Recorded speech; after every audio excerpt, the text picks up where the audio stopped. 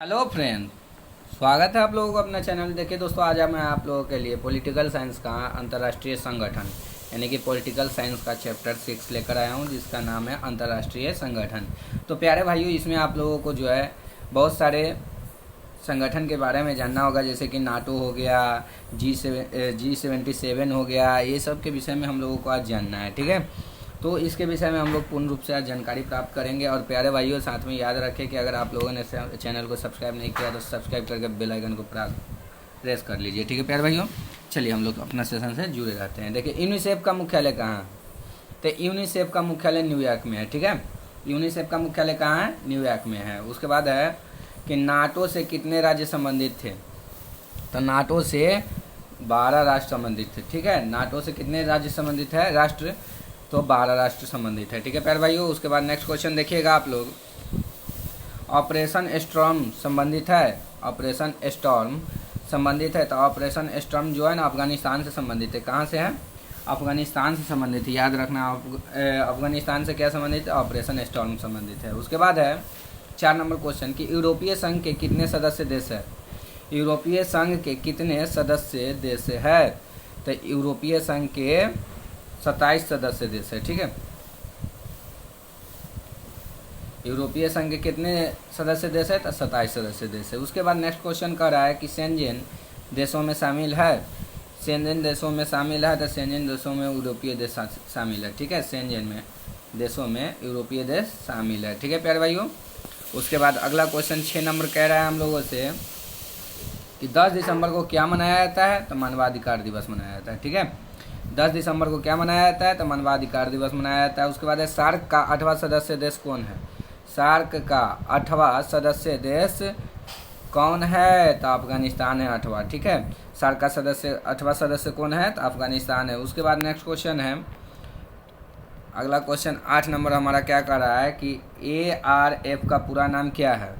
तो ASEAN regional forum, ठीक है। ASEAN regional forum, option B is the correct answer, ठीक है। आसियान रीजनल फोरम, ठीक है। उसके बाद 9 नंबर क्वेश्चन कह रहा है हम लोगों से कि सुरक्षा परिषद के कोई अस्थायी सदस्य का कार्यकाल क्या होता है? तो 2 वर्ष होता है, ठीक है। कितना होता है? तो 2 वर्ष होता है, ठीक है प्यारे भाइयों। सुरक्षा परिषद के कोई भी अस्थायी सदस्य का कार्यकाल कितना होता है? तो 2 वर्ष होता है। याद रखना है हम लोगों को, कितने वर्ष? तो 2 वर्ष। उसके बाद है 10 नंबर क्वेश्चन कि निम्न में से कौन संयुक्त राष्ट्र संघ का मुख्यालय का मुख्य अंग नहीं है? निम्न में से कौन संयुक्त राष्ट्र का मुख्य अंग नहीं है? तो विश्व स्वास्थ्य संगठन जो है मुख्य अंग नहीं है। उसके बाद अगला क्वेश्चन है कि निम्न में से कौन से देश G77 का सदस्य है? G77 का सदस्य है तब विकासशील देश है, ठीक है। G77 का सदस्य कौन होगा? तो विकासशील देश होगा, ठीक है प्यारे भाइयों। उसके बाद नेक्स्ट क्वेश्चन देखिएगा कि निम्न में से, ठीक है, निम्न में से कौन नाटो का सदस्य नहीं था?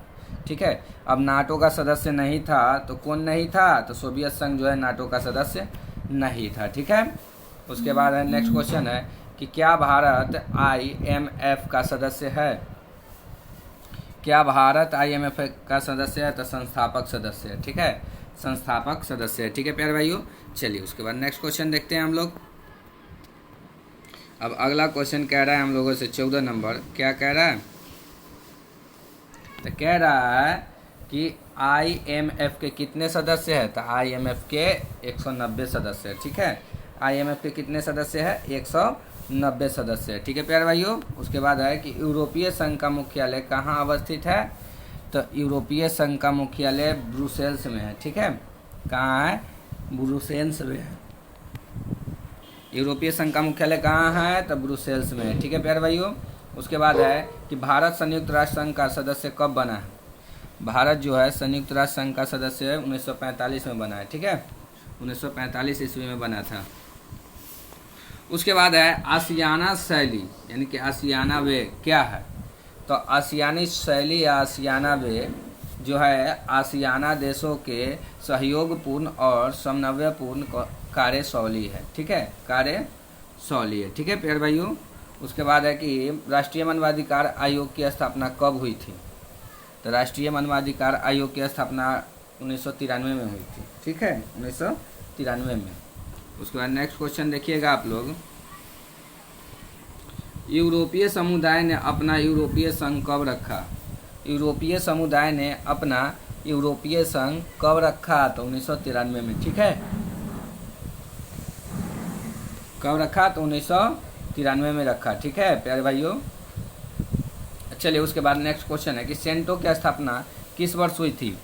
तो सेंटो की स्थापना 1955 में हुई थी, ठीक है। कब हुई थी? 1955 में हुई थी। चलिए उसके बाद नेक्स्ट क्वेश्चन देखिएगा, G77 का आशय दुनिया के किन देशों से है?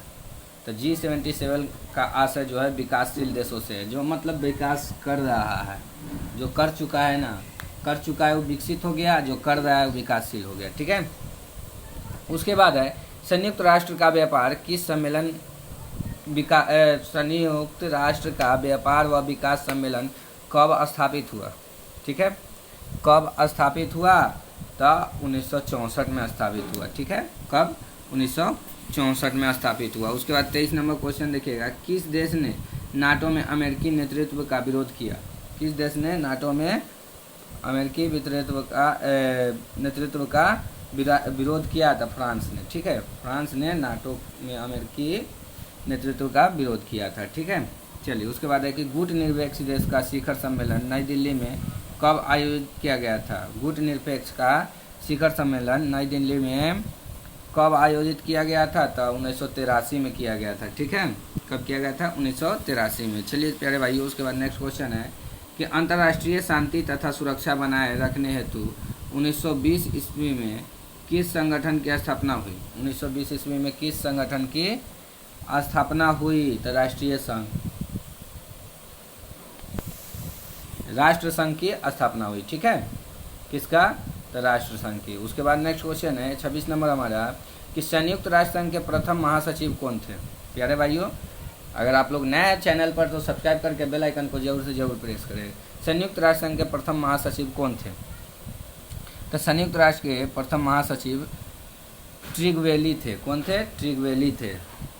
चलिए उसके बाद अगला क्वेश्चन देखिएगा आप लोग, 27 नंबर क्या कह रहा है हम लोगों से? तो कह रहा है कि 1948 ईस्वी में संयुक्त राष्ट्र संघ ने कौन सी घोषणा अपनाई? 1948 ईस्वी में संयुक्त राष्ट्र ने कौन सी घोषणा अपनाई? तो दक्षिण कोरिया की घोषणा, ठीक है। दक्षिण कोरिया की घोषणा अपनाई, ठीक है। और मैंने तो इसका आंसर बताया नहीं 27 नंबर का कि मानव अधिकारों की सार्वभौमिक घोषणा, ठीक है। संयुक्त राष्ट्र अमेरिका ने मानव अधिकारों के सार्वभौमिक घोषणा को अपनाया 1948 में। उसके बाद है कि संयुक्त राष्ट्र के महासचिव बान की मून किस देश के? बान की मून किस देश के है? तो दक्षिण कोरिया के, ठीक है। किस देश के है? दक्षिण कोरिया के। चलिए उसके बाद है अगला क्वेश्चन है कि अंतर्राष्ट्रीय मुद्रा कोष का मुख्यालय कहाँ है? तो अंतर्राष्ट्रीय मुद्रा कोष का मुख्यालय वाशिंगटन में है, ठीक है। वाशिंगटन में। कहाँ है? वाशिंगटन में। उसके बाद अगला क्वेश्चन है कि सुरक्षा परिषद में अस्थायी सदस्यों की कितनी है? संख्या कितनी है? सुरक्षा परिषद में अस्थायी सदस्यों की संख्या कितनी है? यहाँ ऑप्शन के अनुसार दे दिया गया है, तो आप लोग ऑप्शन देखिएगा। एक में दे है 5 गो, 7 गो, 6 गो, 14 गो, ठीक है। 5 गो, 7 गो, 6 गो, 14 गो, तो 5 गो होगा, ठीक है। क्या गो होगा? 5 गो। सुरक्षा परिषद में अस्थायी सदस्यों की संख्या कितना है? 5 है। उसके बाद नेक्स्ट क्वेश्चन देखिएगा आप लोग, क्या कह रहा है कि संयुक्त राष्ट्र संघ के चार्टर में कितनी धाराएं हैं? तो संयुक्त राष्ट्र संघ की चार्टर में 111 गो धारा है, ठीक है। क्या गो धारा है? 111 गो धाराएं है। उसके बाद 18वां सार्क सम्मेलन कहाँ हुआ था? 18वां सार्क सम्मेलन कहाँ हुआ था? तो 18वां सार्क सम्मेलन काठमांडू में हुआ था, ठीक है। कहाँ हुआ था? काठमांडू में। उसके बाद है कि CTBT प्रस्तावना संयुक्त राष्ट्र संघ द्वारा कब स्वीकारा गया? CTBT प्रस्ताव संयुक्त राष्ट्र संघ द्वारा कब स्वीकारा गया? तो CTBT जो है ये जब स्वीकारा गया था 1996 में, ठीक है। CTBT कब स्वीकारा गया था? 1996 में स्वीकारा गया था। उसके बाद नेक्स्ट क्वेश्चन देखिएगा आप लोग, नेक्स्ट एंड लास्ट क्वेश्चन क्या है कि संयुक्त राष्ट्र संघ संयुक्त राष्ट्र संघ के प्रथम एशियाई महासचिव कौन थे? तो संयुक्त राष्ट्र संघ के प्रथम एशियाई महासचिव कौन थे? तो यू थांग, ठीक है, यू थांग थे। ठीक है प्यारे भाइयों, तो इतना ही के साथ आप लोगों का सेशन आज हुआ समाप्त। और अगर आप लोगों ने सब्सक्राइब करके बेल आइकन को नहीं प्रेस किया है तो कर लीजिए, क्योंकि इस पर पूरा जोर शोर से तैयारी चलेगी प्यारे भाइयों। इतना ही के साथ आप लोगों से विदा लेते हैं। जय हिंद, जय भारत।